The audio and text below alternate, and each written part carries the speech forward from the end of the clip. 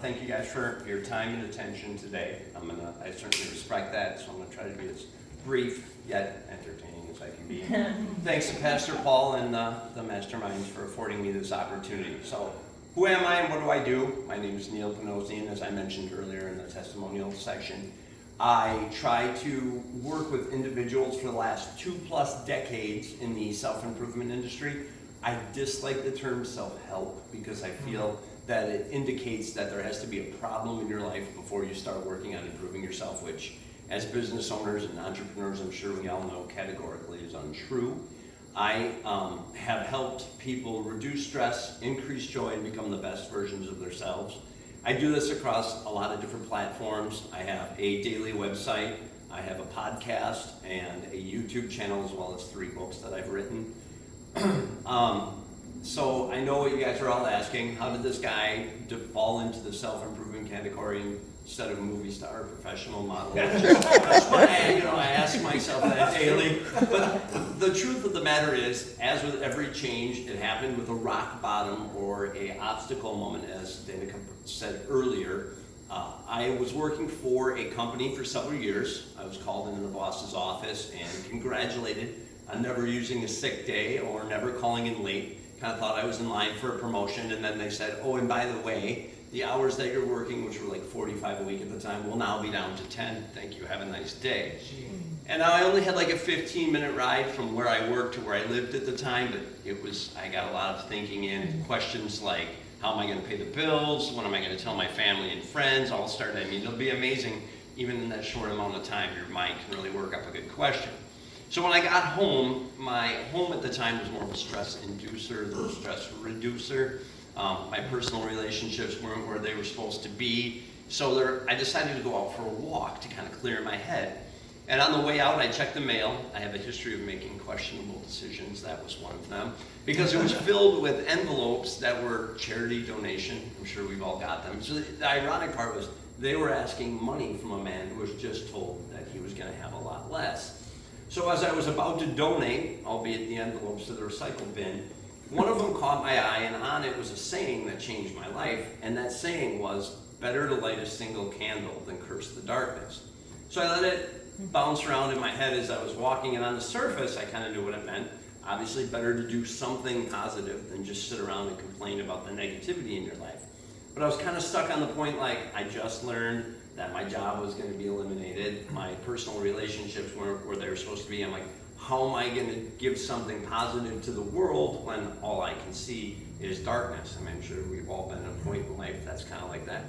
So I decided to do some research, and I couldn't afford to go to the bookstore at that moment, so I went to the library, and the librarian was really nice. She said, oh, you want to go to the self-help section?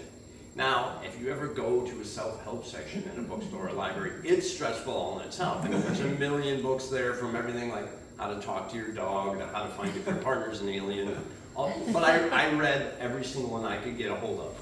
I listened to CDs, I went to seminars, I watched videos on YouTube, listened to podcasts, and I began to implement these things in my life. And I took notes, what worked, what didn't work, what I had to tweak. And slowly, my life started turning around. So I was excited. I shared it with family and friends. And a friend of mine said, you should put this on a website. And I was like, I don't know how to do a website. And being that friends know how to motivate you, she said, that's fine. Everybody that you don't know personally will just continue to suffer. And guilt can be a very good motivator when used in the right way. So I learned how to do a website. And Thanksgiving Day, actually, of 2012, I started my website. And in 6 months, it was followed in 30 countries, which blew me away. Like, wow, there are other people who want to improve their lives, not just me. Imagine that. And so I was very excited, and I went back to her, and I told her this, and she said, well, you should write a book on the best of what they... And I said, well, look, I did the website, but book, I almost failed high school English. This is not going to happen. And she smiled brightly and said, well, everyone who's not online then will continue to suffer. Darn it. So I figured in 2013, the end of that year, I published my first book, A Happy Life for Busy People. And it was the best of the best in my website that I had learned so far. Meanwhile, while I published this book and was promoting it, I was implementing these obviously in my own life, and things started to turn around. I created different income streams. My job turned around. I met, fell in love with, and soon to marry the lady of my dreams. So got the personal relationship straightened out. And with all this, I knew I had to write another book. Like, this is how these things worked in different areas of your life, relationships, career. So in 2018, I published my second book, Living the Dream, How to Turn the Life You Have into the Life You Love. And I was just getting rolling, and then, as you put it, obstacles showed up. I was told that I needed open heart surgery, and if I didn't have it, I was going to die. But the surgery itself, as the doctor told me, contained a risk of stroke and or death. But he said, don't worry, it's just a mini stroke and you'll be back. I said, well, is it like a mini death then too? You can come back? I thought I was being funny, but during the surgery, which I had on January 11th of 2022, I picked that purely because it's a full house. That's how I make these very important. I'm like, oh, 1122. But during the surgery, I died briefly and I had to be brought back. So I had that whole experience. And coming out of that, I realized that I was in for a lot more struggles with the rehab and trying to get back.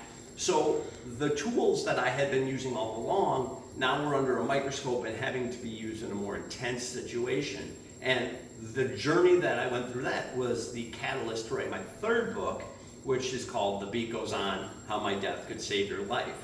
And it was when you are faced with the most intense situations, what tools and strategies work best to get you through. And I wanted to share that with as many people as I can. I also started a podcast in an attempt to reach more people. And that is where we're at currently. I continue to learn because that's a lifelong mission of mine, to continue to learn how to improve not only my life, but then what I learned to share with others. And I'm also looking to expand my reach. The website that I was so proud that was in 30 countries is now followed in over 200 by over 150,000 people. So that's very exciting. It can be a hang up though, like if I'm writing an analogy about the NFL, I realize somebody in Beirut may have no idea what I'm talking about, but it still poses different ways to be creative. So that's where I'm gonna go from here. My goal now is to continue to learn and to share what I learn with a greater demographic of people. So, thank you. That's awesome.